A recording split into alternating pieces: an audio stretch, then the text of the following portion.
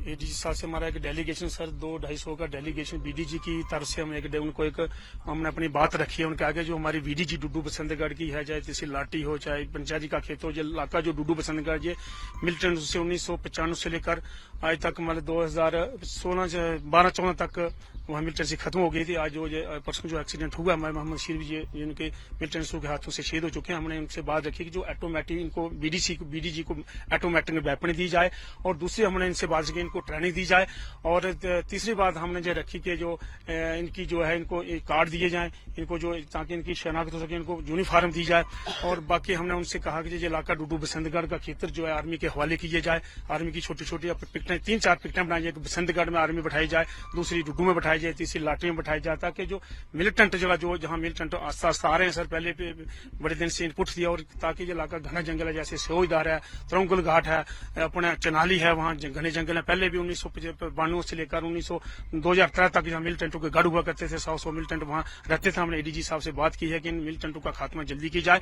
और दूसरी हमने जो उनसे ये बात कही थी कि जो बीडीजी की राइफलें जो ओल्ड एज लोग थे, जो उनकी राइफलें जमा हुई हैं, उनके परिवार को राइफलें इशू की जाए, और भी दूसरी राइफलें जो नौजवान लोगों को बीडी से राइफलें दी जाए, ताकि डट कर ये मिलिटेंटों का मुकाबला कर सके। आज हमारा जो ऑपरेशन डुड्डू बसंतगढ़ सोजदार में चल रहा है, हमारे बीडीसी के साथ लोग आर्मी के साथ मिलकर, एसओजी के साथ, पुलिस के साथ मिलकर काम कर रहे हैं। भगवान करे जो हमारे शहीद मोहम्मद शरीफ का जल्दी ही हमें उसका नतीजा मिलेगा। हमें आर्मी पर और पुलिस पर पूरा भरोसा है। जो हमने उनसे बातें रखी, उन्होंने इंश्योर किया कि जो 3-4 आपकी बातें हैं, जो बीडीसी का मसला, जो बीडीजी के उनको राइफलें उनके घर वालों को दी जाएंगी, जहाँ उनकी जो ऑटोमेटिक वेपन के, उन्होंने कहा कि हम जल्दी इस पर सोचेंगे और मसला हल करेंगे। हमने जो उनके पास वो बातें रखी हैं, सबसे पहले तो हमने बीडीजी के बारे में बात रखी है।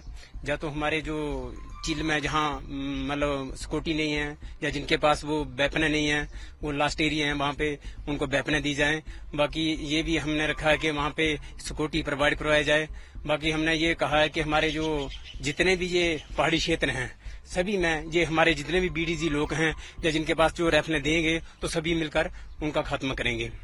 तो ज्यादा हमने इस इलाके की यही है कि जो पिछले एरिए हैं वहाँ पे सिग्नल नहीं है, सिग्नल की वजह से वो नहीं किसी को कोई बात बता सकते हैं ना कुछ भी। इसलिए हम वहाँ अगर सिक्योरिटी प्रोवाइड हो जाती है तो उन लोगों को कुछ थोड़ा और भी आराम मिलेगा। एडीजी साहब से जो हमने मांग की थी उसका अच्छा रिस्पांस आया। इसमें 2-3 बातें रखी गई है, जिसमें आई कार्ड का इशू था, क्योंकि अगर यहाँ पर आर्मी सीआरपीएफ वगैरह है तो ना हमारे बीडीजी भाइयों के पास कोई आइडेंटिटी प्रूफ है, यूनिफॉर्म नहीं है, तो आई कार्ड होना बहुत जरूरी है। उसके साथ साथ जो 1995 से राइफलें ली गई हैं, तो उसमें बहुत सारी राइफलों में खराबी है, क्योंकि वो बुलेट नहीं चलता है, तो उसके कारण अगर कहीं मुठभेड़ होती है तो वो चांसेस ज्यादा यही होते हैं कि मिलिटेंटों के पास तो ऑटोमेटिक हथियार है, तो वो हमारे लोगों की कैजुअलिटी होना की ज्यादा चांसेस हैं। इसलिए हमने ये बात भी रखी है। उसके साथ साथ हमने इस इलाके की सेफ्टी के लिए ये भी कहा है कि यहाँ पर ज्यादा से ज्यादा आर्मी या पुलिस को प्रोवाइड करवाया जाए, और जो लोगों की सेफ्टी है उसके ध्यान रखा जाए। और इतना जरूर मैं बताना चाहूंगा कि जहाँ के जो बीडीजीज हैं वो कंधे से कंधा मिलाकर जो है वो खड़े हैं आर्मी सीआरपीएफ या किसी भी फोर्सेज के साथ, और काफी इनके लोगों में उत्साह है काम करने का। लेकिन जो कुछ फैसिलिटी की प्रॉब्लम है वो उन्होंने बोला है, एश्योर है कि प्रोवाइड करवाएंगे।